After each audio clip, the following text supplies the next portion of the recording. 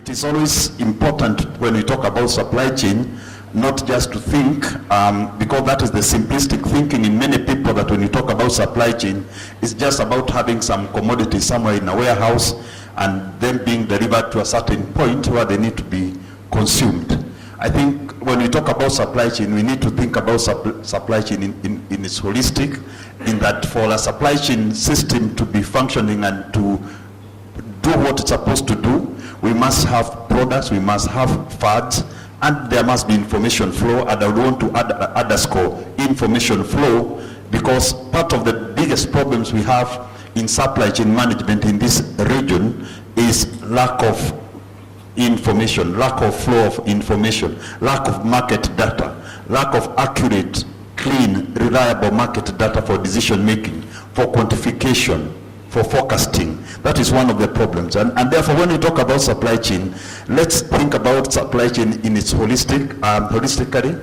And when we talk about supply chain holistically, we are talking about very many elements that go with it to guarantee access.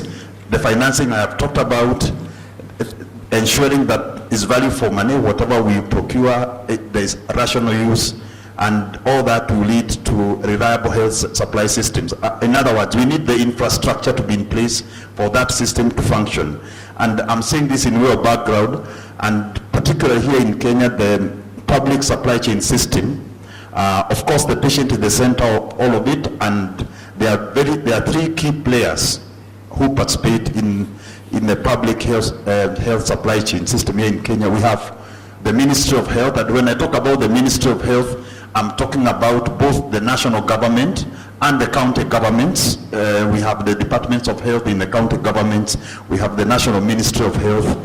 And then we have the development partners, very key, very critical. And then we have the private and profit and not-for-profit providers. I'm talking about the private sector. I'm talking about the NGOs, as we call them.